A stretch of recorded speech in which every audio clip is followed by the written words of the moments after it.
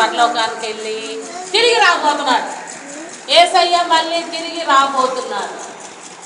ఎవరి కోసం రాబోతున్నారు చెప్పండి? మన కోసం కాదు. ఎవరైతే పాపాలు ఒప్పుకుంటారో చెప్పండి, యేసయ్య దగ్గర పాపాలు ఒప్పుకొని ఆయన ప్రభువా నన్ను క్షమించు, నీ రక్తంతో నన్ను అని ఎవరైతే పాప క్షమాపణ పొందుతారో అట్టి వారి కొరకు యేసు ప్రభు తీసుకువెళ్ళడానికి భూలోకానికి రెండవసారి. కాబట్టి మనం సిద్ధంగా ఉన్నాం. నోవాహు ఓడను తయారు చేశాడు, ఆ యొక్క వర్ష జలప్రళయం నుంచి తప్పించుకుంటారు.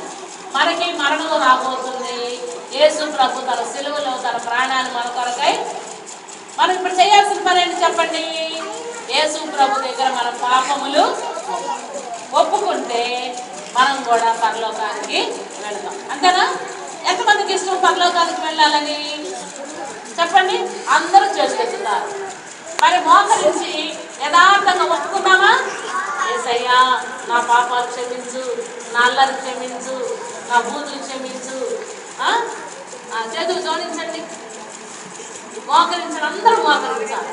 యేసయ్య మన మధ్యలో ఉన్నాడు కదా, మన మధ్యలోకి వచ్చాడు కదా, మరి మోకరించండి. అందరూ చేతులు జోడించాలి. ఒక్క నిమిషం. యేసయ్యా అది ఇంకా కింద పడుకోకూడదు. ఎవరు నా కోసం కాదు, యేసయ్య రేపు తలుపులు వేసేస్తారు, అప్పుడు ఎవరు రావడానికి వీల్లేదు. మోకరించండి, చేతులు జోడించండి, ఒక కళ్ళు ముయ్యొద్దు. అదే బ్లూ షర్ట్ వాడు సరిగ్గా మూసుకో. ఒప్పుకోండి, మీరు ఏ బూతులు తిట్టారో, ఏ అబద్ధాలు చెప్పారో, ఎవరిని కొట్టారో, మీ ఇంట్లో ఏం దొంగతనం, కళ్ళు మూసుకోవాలా. నన్ను క్షమించయ్యాలి చెయ్యాలి యథార్థంగా. నేను 2 మాటలు అనండి, యేసయ్యా నన్ను క్షమించయ్యా.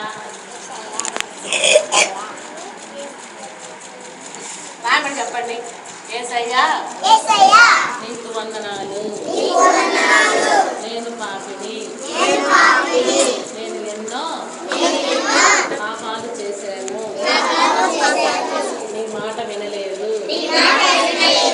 అమ్మా నాన్న మాట వినలేదు, పెద్దవారి మాట వినలేదు, అబద్ధములు ఎన్నో చెప్పాను.